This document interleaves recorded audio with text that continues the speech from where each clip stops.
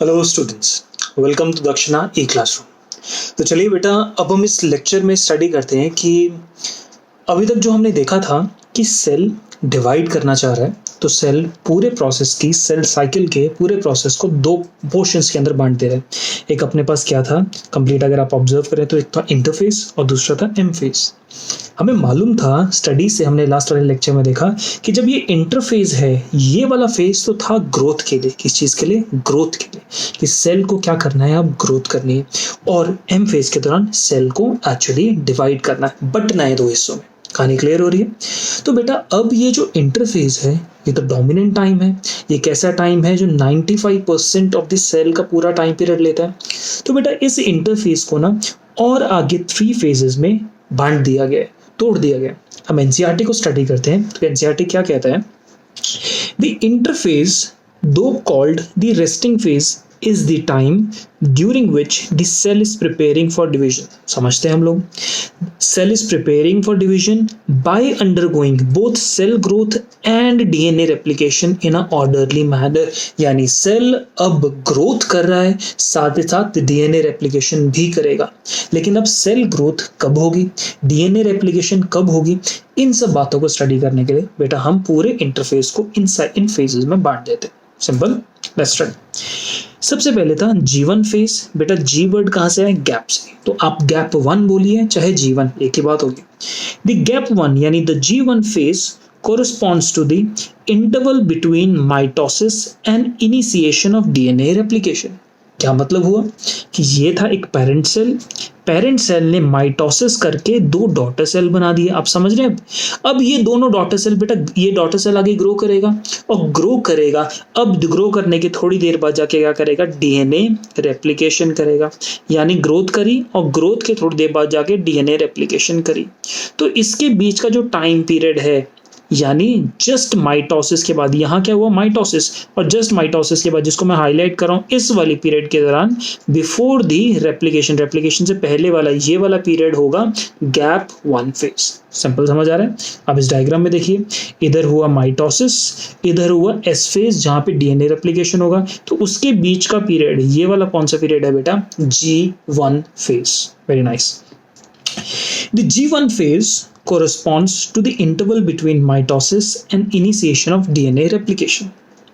During the G1 phase, the cell is metabolically active, यानी cell metabolism में participate कर रहा है, यानी सेल मेटाबॉलिज्म कर रहा है। During D1 phase, the cell is metabolically active and continuously grows, but does not replicates its DNA. यानी डीएनए अभी रेप्लिकेट नहीं हुआ, लेकिन सेल अभी नॉर्मली जैसे काम करता है, कंप्लीटली ग्रो करते जा रहा है। G1 फेज के बाद कौन सा है? S phase. एस और synthesis phase marks the period during which DNA synthesis और रेप्लिकेशन टेक्स प्लेस। बेटा अगर आप याद करें, पिछले वाले लेक्चर में हमने स्टडी किया कि अब ये जो दोनों डॉटर सेल्स हैं, दोनों के अंदर इक्वल अमाउंट ऑफ डीएनए पहुंचना चाहिए। तो जो पेरेंट सेल है उसको अपने डीएनए को डुप्लीकेट करना है, तो पेरेंट सेल अपना डीएनए यानी अपने क्रोमोसोम कब डुप्लीकेट करेगा? That will duplicate during the S phase. The S phase marks the period during which DNA synthesis and replication take place. During this time the amount of DNA per cell doubles, यानी cell में पहले जितना DNA था उसे क्योंकि replicate duplicate कर लिया है, चाहे आप रेप्लिकेट बोलो चाहे डुप्लीकेट, एक ही बात हुआ। जब आप उसको डुप्लीकेट कर रहे हैं यानी उसकी एक और कॉपी बना रहे हैं, तो डीएनए का कंटेंट कितना है? बढ़ गया ना? यस, ध्यान से ये बात देखना बहुत इंपॉर्टेंट है। ये कहते हैं during this time amount of DNA per cell doubles if the initial amount of DNA को हम 2C से डोनेट करते हैं। अगर हम इनिशियल डीएनए को 2C से डोनेट करते हैं तो अब ये डबल हो चुका है। डबल मतलब इसकी एक और कॉपी बन चुकी है, तो 2C की बेटा एक और कॉपी 2C, तो मिला के कितना हुआ? 4C। क्या हुआ? Then it increases to the 4C। इतना तो कहानी क्लियर हो रही है। बट प्रॉब्लम, एक डाउट। ये क्या डाउट है पहले हम पढ़ते हैं फिर समझ आएगा। ये कहते हैं if the initial increase in the chromosome, if the initial increase in the DNA is denoted as 2C, then it increases to the 4C. Okay. However, there is no increase in the chromosome number. That means if the cell had diploid or 2n number of chromosomes at the G1, even after the S phase the number of chromosomes remain the same, that is 2n। अब बेटा ये वाली बात ना बड़ी confusing सी, chromosome का number तो same है लेकिन ये कह रहा है क्रोमोसोम का कंटेंट डबल हो जा रहा है। इसका कैसे मतलब हुआ, ये बात हम डायग्राम से ऑब्जर्व करेंगे। अभी के लिए हम let's come back to the notes.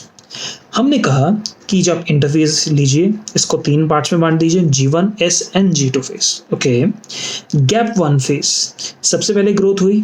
हम दोबारा स्टार्ट करें बेटा, ध्यान से देखते रहना। फर्स्ट ग्रोथ फेस बिल्कुल just after mitosis, post mitosis, क्योंकि एस फेस सिंथेसिस फेज से पहले है इसलिए कहेंगे इसको pre synthetic phase. Clear? Okay, अब यहाँ पे सेल साइज ग्रो करता है और जितना मैक्सिमम सेल साइज जा सकता था, सेल साइज अपने मैक्सिमम वैल्यू तक पहुंच जाता है कि जितना साइटोप्लाज्म का साइज बड़ा हो सकता है इसी दौरान हो जाता है। न्यूक्लियस का साइज भी इंक्रीज करता है और G1 फेज बहुत लंबे टाइम के लिए चलता है। It has the longest duration, but इसकी ना लेंथ बेटा वेरिएबल है। ये वाला पॉइंट हमें क्या समझा रहे हैं हम देखेंगे थोड़ी देर में। अब मैं कह रहा हूँ ये कहते हैं लॉन्गेस्ट ड्यूरेशन, बट इसकी कभी कभार लेंथ कभी ज्यादा हो जाती है कभी कम, क्यों बाद में देखेंगे। Most of the cell organelles duplicate है, मोस्ट ऑफ जितने भी सेल के ऑर्गेनेलीज हैं वो मोस्ट ऑफ देम डुप्लीकेट है। यहाँ पे सेल ऑर्गेनेलीज बनाने के लिए जितने भी सामान चाहिए, न्यूक्लियोटाइड, अमाइनो एसिड्स, एटीपी, सब कुछ यहाँ पर बनेगा। कहानी आप समझ पा रहे? ओके, अब देखिए बेटा इंटरफेज। इंटरफेज में लास्ट चैप्टर के अगर हम न्यूक्लियस को याद करें तो हमने पढ़ा था न्यूक्लियस के अंदर जेनेटिक मटेरियल रिसाइड्स लाइक अ क्रोमैटिन। किसकी तरह? क्रोमैटिन की तरह। थोड़ा याद करो, अगर आप एक इंटरफेज न्यूक्लियस देखते हो तो उसके अंदर जेनेटिक मटेरियल यानी डीएनए है। अब डीएनए किस फॉर्म में दिखाई देगा, क्रोमोसोम या क्रोमैटिन? क्रोमैटिन। हम कहते हैं जब आपके पास G1 में होता है तो nuclear material DNA exist in the form of chromatin. कहानी क्लियर हुई? G1 फेज में ये सब हो गया। अब जब G1 फेज में ये सब हो चुका है, अब सेल एक डिसीजन लेते हैं, क्या सेल आगे डिवाइड करना चाहता है या नहीं करना चाहता। आप समझ रहे हैं मेरी बात? क्या सेल आगे डिवाइड करके आगे बढ़ना चाहेगा यानी डिवीजन के रास्ते जाना चाहेगा, या ऐसा भी तो हो सकता है कुछ सेल कहें भैया मुझे डिवाइड ही नहीं करना है, मैं जैसा हूं वैसा ही रहूंगा। इसका मतलब G1 में आने के बाद सेल के पास है 2 option. If it wants to continue with the division तो वो एस फेज में चला जाएगा। क्या?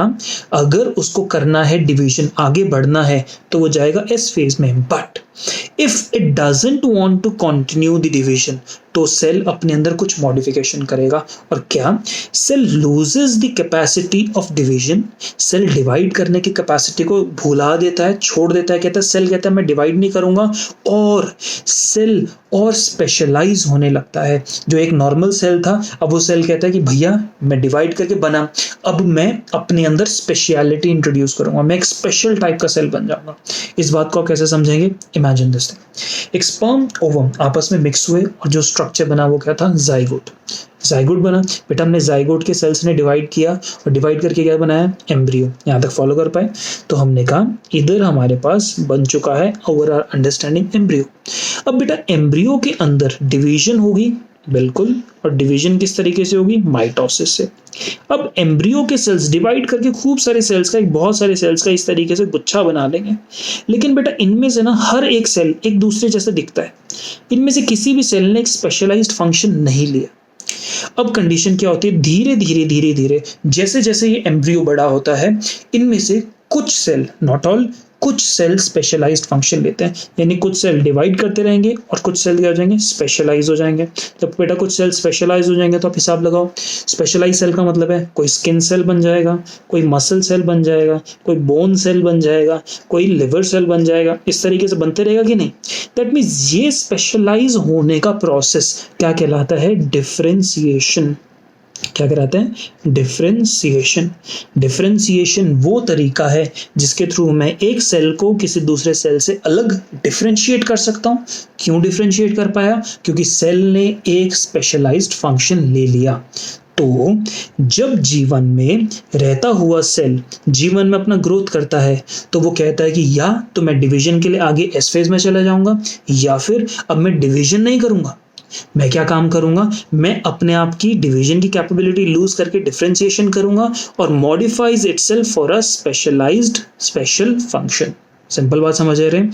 तो इस बात को एनटीए क्या कहता है? एनसीईआरटी नीट क्या कहता है कि ये कहता है कि सेल एग्जिट्स, क्या बेटा, एग्जिट्स, निकल के भाग जाता है, exits from the G1 phase and अब एक ऐसे फेज में चला जाता है जो सेल साइकिल का हिस्सा नहीं है, एक ऐसे टाइम पे चल जाता है जो सेल साइकिल का हिस्सा नहीं है, बट एक ऐसी जगह चल जाता है जहां रहकर सेल क्या करेगा, डिफरेंशिएट करेगा। समझ पा रहे हैं मेरी बात?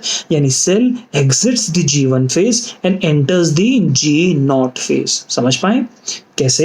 ये देखिए आप यहाँ पे एनसीईआरटी का डायग्राम, बेटा सेल G1 फेज से निकलता है, यहाँ पे G1 फेज में सेल था, यहाँ से निकल के किधर चला गया, G0 फेज में, आपको दिखाई दे रहा है G0 फेज, यानी सेल साइकिल के इस साइकिल को ये एग्जिट कर चुका है, एग्जिट किया और कहाँ पहुंच गया, G0 फेज में, और पहुंचा G0 फेज में। अब यहाँ बैठ के after sitting in the G0 phase the cell will not divide and become specialised over a period of time. जैसे जैसे वक्त बीतता रहेगा सेल स्पेशलाइज होता जाएगा।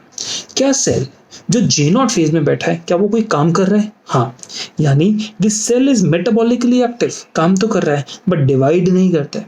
एनसीईआरटी के अकॉर्डिंग एग्जांपल आप देख सकते हो, हार्ट सेल्स, हार्ट सेल बन गए, अब डिवाइड करके ऐसा तो नहीं है कि हार्ट इतना बन गया अब धीरे धीरे हार्ट भी बड़ा होता रहेगा, नहीं ना, हार्ट जितना है उतना ही रहेगा। तो यानी हार्ट के सेल्स बेटा एक बार बन गए तो बना हुआ सेल और आगे डिवाइड करके नए हार्ट के सेल्स नहीं बनाते हैं। तो अब समझ लीजिए, क्योंकि हमें तो सेल साइकिल पढ़ना है, हमें सेल डिवीजन पढ़ना है, G0 फेज एक साइड में हो, सेल ने सोचा कि मुझे करना है डिवाइड, क्या करना है, डिवाइड। तो भैया जब सेल ने डिवाइड करना है तो सेल कौन से फेज में जाएगा, कौन से फेज में, G1 के बाद S फेज में। हमने देखा था ना, सबसे पहले आया था माइटोसिस हुआ, G1 आया, उसके बाद S फेज आया, सिंथेसिस फेज। तो सिंथेसिस फेज में एनसीईआरटी ने बताया ये रेप्लिकेशन तो होती है, अब ध्यान से पढ़ेंगे, DNA content doubles but the chromosome number remains the same. बेटा ये वाली लाइन हमारी डाउट है, इसको भी डाउट रखते हैं, आगे बढ़ेंगे, थोड़ी देर में क्लियर करते हैं। Centriole duplication in the cytoplasm at the end of S phase, जैसे जैसे एस फेज अपने कंप्लीशन की तरफ जाएगा डीएनए की तरफ डुप्लीकेट हो रहा है, मीनवाइल साइटोप्लाज्म में सेंट्रियोल था, अब वो भी अपने कॉपीज बनाता है, डीएनए के साथ अंदर जो डीएनए के अंदर हिस्टोन प्रोटीन्स होते हैं वो बनते हैं, काइनेटोकोर के प्रोटीन्स बनते हैं। काइनेटोकोर याद है आपको, जब हम देखते हैं ना सेंट्रोमियर, उसके ऊपर प्रोटीन की प्लेट्स लगी होती हैं, याद करो क्रोमोसोम का स्ट्रक्चर, वहां पे काइनेटोकोर था। Duplicated DNA is not seen and seen as a single DNA. अब ये ना वाली लाइन है यार समझ नहीं आ रही, तो हमने क्या काम करते हैं, इधर से हम देखना शुरू करते हैं। देखिए बेटा, जब आप G1 फेज में है तो अब ध्यान से क्या कर रहे हैं, G1 फेज के अंदर, G1 फेज में सेल का जो नंबर है डीएनए, इसको मैं ऐसे कह दूं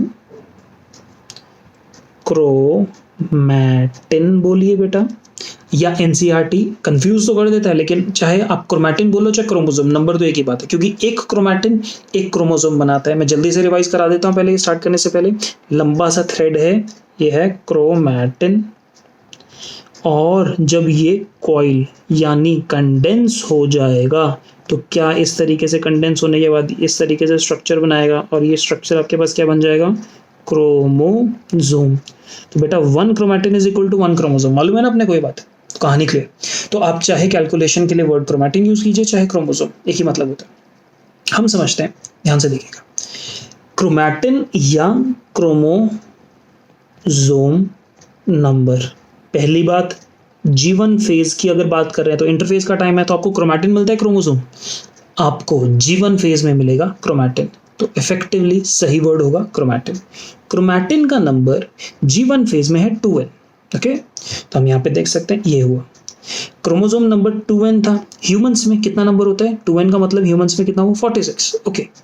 अब S फेज आया तो क्या आपके डीएनए, क्या आपका डीएनए डुप्लीकेट करता है, यस, दैट मीन्स आपका जो ये डीएनए का एक क्रोमैटिन स्ट्रैंड था ये डुप्लीकेट किया और इसकी एक और कॉपी बन गई, यस बेटा इसकी बन गई एक कॉपी। कहानी क्लियर हो रही है। अब ये मेरा हाथ बेटा एक एंटिटी है, यहाँ पे मेरे हाथ पे देखो ये एक एंटिटी है। अब मैं क्या काम करता हूँ, इसकी एक और कॉपी बनाता हूँ और इसको इस तरीके से रखता हूँ। अगर आप दूर से देखो, बहुत दूर से देखो, ये आपको एक ही यूनिट दिखाई देगी ना, सीधा एक सिंगल यूनिट दिखाई देगी।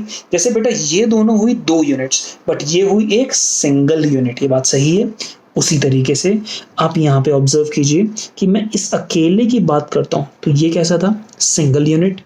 और देखने में तो बेटा ये भी तो एक ही सिंगल यूनिट है। अब आपको यहाँ पे देखिए जब हाईलाइट कर दिया कि आपको एक सिंगल दिखाई दे रहा है। यस, उसी तरीके से जब आप एक सेल को G1 फेज में देखेंगे माइक्रोस्कोप के नीचे तो आपको इस तरीके से ऐसा दिखाई देगा, सिंगल स्ट्रक्चर दिखाई दे रहा है।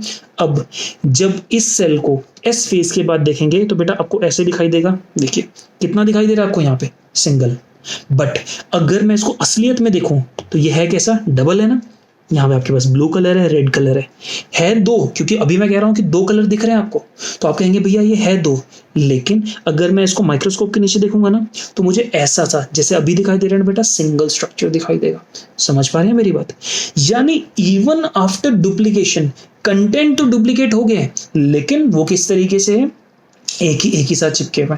यानी समझ लीजिए कि आपने एक शर्ट पहनी हुई है, आप G1 फेज में एक क्रोमोसोम में एक शर्ट में। अब कंडीशन क्या होती है, S फेज चलाता हूं, अब आप ही की शर्ट में आप जैसे दो लोग आ गए, शर्ट एक ही है, क्या है, शर्ट एक ही पहनी हुई है, दो लोग हैं। दूर से देखेंगे तो हमें एक आदमी दिखाई देगा, लेकिन असलियत में क्या आपकी दो copies of you are present in a same shirt, exactly same काम हो रहा है। अब यहाँ पे बेटा ये 2n नंबर है, देखिए यहाँ पे नंबर अभी भी तो दो ही है, देख सकता है हमें यहाँ पे स्पेसिफिकली दो दिखाई दे रहे हैं। लेकिन अगर मैं आपको कहता हूँ G1 फेज में आप अकेले, आप जाके एक वेइंग बैलेंस पे खड़े हो जाइए, आपका वेट है 50 kg, कितना वेट है, 50 kg। अब आप S फेज में गए और आप एक और डुप्लीकेट हो गए, शर्ट एक ही है लेकिन एक शर्ट में दो लोग हैं, तो अगर आप वेइंग बैलेंस पे खड़े होते हैं तो वेट कितना दिखाई देगा, 100। समझ पा रहे हैं मेरी बात? इसका मतलब क्या हुआ बेटा, अगर आप इस बात को समझें, यानी G1 फेज, यहां पे मैं content is equal to weight number is equal to number of copies of you. अब इस बात को अच्छे से देखो, G1 फेज के अंदर बेटा आपके पास वेट कितना है आपका, 50 kg। ओके, इस कंटेंट को मैं 2C कह देता हूँ। Okay, and number of copies आपकी कितनी, एक, इसको मैं कह देता हूँ 2n। क्लियर? अब S फेज में आए तो बेटा अब क्योंकि दो लोग हो ना, आपका वेट कितना हुआ, 100 kg।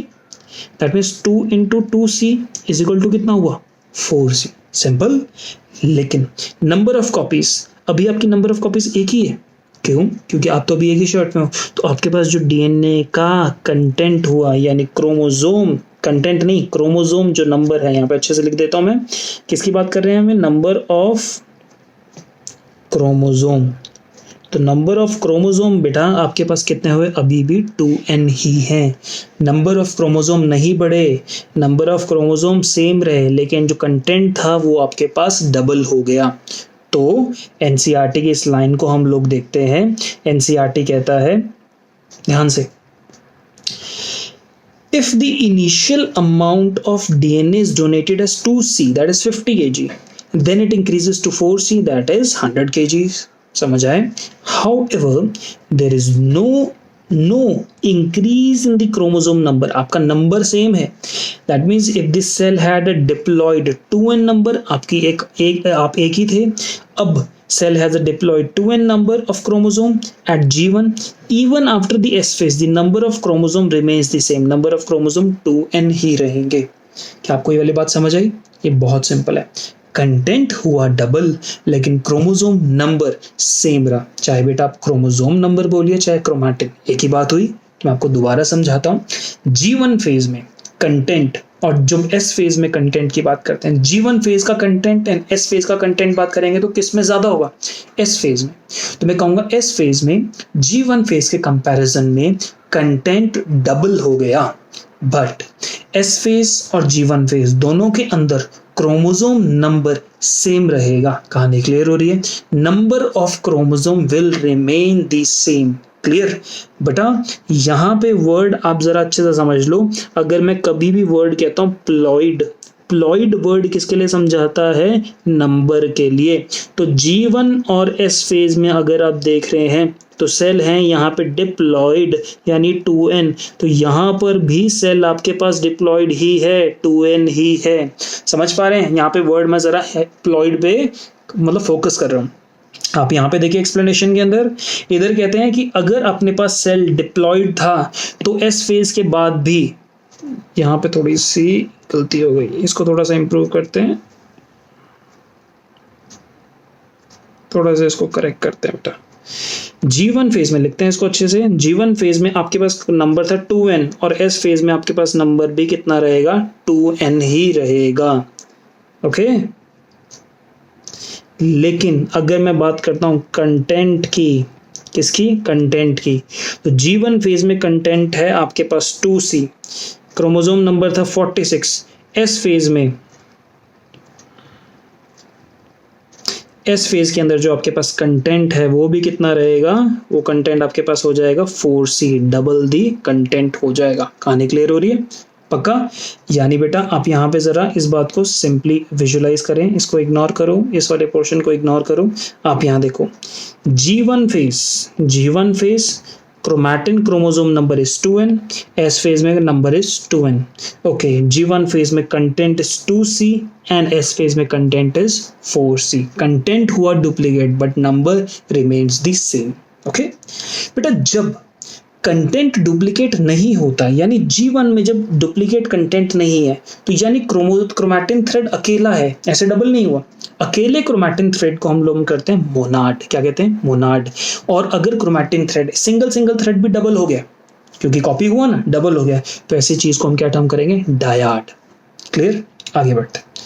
एस फेज पढ़ा, G1 फेज पढ़ा, G0 फेज पढ़ा, लास्ट आते हैं G2 फेज।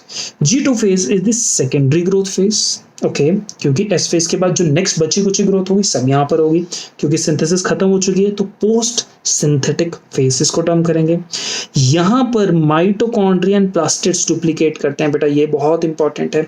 G2 फेज के अंदर, किसमें, G2 फेज में माइटोकॉन्ड्रिया एंड प्लास्टिड्स डुप्लीकेट करते हैं। अगर बेटा आप सेल चैप्टर याद करें तो आपको समझ आएगा, प्लास्टिड्स एंड माइटोकॉन्ड्रिया दोनों एंडोसिम्बायोटिक थ्योरी रिप्रेजेंट करते हैं, यानी टेक्निकली ये एक तरीके से प्रोकैरियोटिक जैसे थे ना, इनके एंसेस्टर्स प्रोकैरियोटिक थे। तो हमारी थ्योरी, हमारी अंडरस्टैंडिंग हमें क्या समझाती है, जब आप G2 फेज को ऑब्जर्व करते हो तो इसमें माइटोकॉन्ड्रिया एंड प्लास्टिड्स एक टाइम पे जो प्रोकैरियोट थे उसी तरीके से, प्रोकैरियोट तरीके से ही ये डिवाइड करते हैं by the process of division, binary fission. अब इसके साथ साथ सेंट्रियोल कब डुप्लीकेट हुआ, एस फेज में। अब सेंट्रियोल से बनने वाले स्पिंडल फाइबर्स यहाँ बनने शुरू होते हैं। स्पिंडल फाइबर्स में ट्यूबुलिन प्रोटीन जो होता है उसकी सिंथेसिस होती है, एंड फाइनली स्पिंडल फाइबर का सिंथेसिस यहाँ पे स्टार्ट होता है। हम देखते हैं एनसीईआरटी इस बात पे क्या कहते हैं।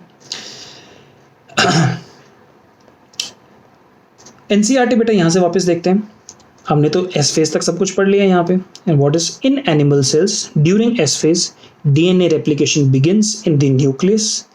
एस फेज के दौरान हो रहा बेटा ये। The centriole duplicates in the cytoplasm, हमने पढ़ा एस फेज में साइटोप्लाज्म में सेंट्रियोल डुप्लीकेट करता है। During the G2 phase proteins are synthesized in preparation for mitosis while the cell growth continues. Clear, आगे देखते हैं। Some cells in the adult mammals, adult animals do not appear to show division। कुछ cells adults के अंदर division show नहीं करते, and many other cells divide only occasionally as needed to replace the cells that have been lost because of injury or cell death। कहने का मतलब क्या है, अगर आप एडल्ट ह्यूमन शरीर या एडल्ट किसी भी एनिमल में देखिए, हर वक्त हर सेल डिवाइड नहीं कर रहे। कुछ सेल्स तो डिवाइड करना छोड़ ही देते हैं और कुछ सेल्स सिर्फ तब डिवाइड करते हैं जब जरूरत है। इस चैप्टर को बेटा हमने क्या सोच के स्टार्ट किया, हमने इस चैप्टर के लिए बोला था कि एक ह्यूमन सेल डिवाइड करता है 24 घंटे में एक बार, लेकिन क्या every human cell will divide after 24 hours? No, most of the human cells divide when required and some human cells do not divide at all once they are formed। यही बात कहते हैं, some cells in adult animals do not show division and many other cells only divide only occasionally, जब जरूरत पड़ेगी, as needed, जब जरूरत पड़ेगी तब ही डिवाइड करेंगे। दीज सेल्स जो डिवाइड नहीं कर रहे हैं वो एग्जिट करते हैं G1 फेज को। किसको करते हैं? एग्जिट करते हैं G1 फेज को, यानी एग्जिट करते हैं सेल साइकिल को to enter an inactive stage called as quiescent stage. कौन सी stage? Quiescent stage. The cells in this stage remain metabolically active, यानी सेल्स अभी मेटाबॉलिकली एक्टिव हैं, but do not no longer proliferate. अभी cells proliferate नहीं कर रहे हैं, अपनी कॉपीज नहीं बना रहे। समझ पा रहे हैं मेरी बात? यानी सेल डिवाइड नहीं कर रहा है जब क्विसेंट फेज में चला गया। G0 फेज में सेल है तो डिवाइड नहीं कर रहे हैं। The cells in this stage remain metabolically active, यानी सारे काम एक जिंदा सेल के कर रहे हैं बट डिवाइड नहीं करेंगे until and unless called on to do so। जब तक उनको कहा नहीं जाता कि डिवाइड करो, वो करेंगे नहीं। कहानी क्लियर हो रही है? Okay. In animals mitotic division is only seen in the diploid somatic cells. बेटा ये स्टेटमेंट एनसीईआरटी का गलत है, इसको हम बाद में प्रूव करेंगे। प्लांट्स माइटोट, ये वाला आप पैराग्राफ छोड़ दीजिए, यहां तक आई एक्सपेक्ट आपको समझ आ गया। कहानी क्लियर? तो अगर इस पूरे चीज को समअप करें, इंटरफेस को 3 चीजों में बांटा, G1, S एंड G2।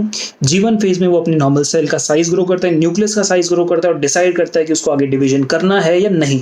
अगर उसको करना है डिवीजन तो जाएगा किस फेज के अंदर? S फेज में। और डिवीजन अगर नहीं करना तो कौन से फेज में जाएगा? G0 फेज में। G0 फेज में बैठा हुआ सेल मेटाबॉलिकली एक्टिव है, यानी काम कर रहा है लेकिन डिवाइड नहीं कर रहा।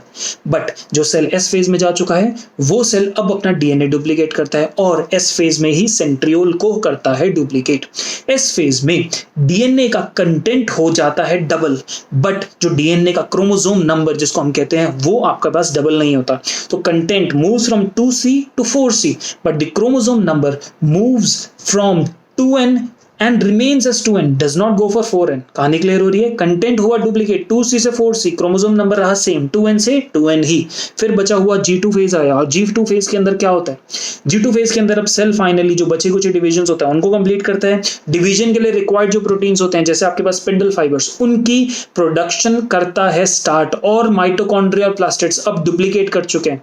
किस प्रोसेस से? Binary fission. ये याद रखिएगा, माइटोकॉन्ड्रिया प्लास्टिड्स डिवाइड करेंगे अब by the process of binary fission. तो बेटा यहां तक तो इस चैप्टर की इंट्रोडक्शन थी। अब हम इस नेक्स्ट लेक्चर्स के अंदर हम क्या पढ़ेंगे? हम एक्चुअली पढ़ेंगे कि डिवीजन का प्रोसेस कैसे हो रहा है, यानी इंटरफेस खत्म। जो नेक्स्ट सबसे ड्रामेटिक फेज यानी ऐसी कहानी स्टार्ट होगी वो किसकी स्टार्ट होगी? M फेज की, माइटोटिक फेज की। तो आई एक्सपेक्ट आपको समझ आया। बढ़िया से पढ़िए एनसीईआरटी, अपने नोट्स को रेगुलरली अच्छे से ध्यान से पढ़िए बेटा। कोई डाउट होगी will be specifically discussing on Saturdays, या फिर जो हमारे एक हफ्ते में एक दिन फिक्स होगा will be taking the doubts on live, आपका डाउट्स लिया करेंगे। Meanwhile study hard. Thank you.